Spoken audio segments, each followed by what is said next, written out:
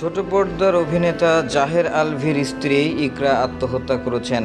শনিবার অভিনেতার শ্বশুরবাড়ির পরিবার থেকে এই তথ্য নিশ্চিত করা হয়েছে। পরে অভিনেতা আলভি নিজেই তার সামাজিক যোগাযোগ মাধ্যম ফেসবুকে নিশ্চিত করেছেন।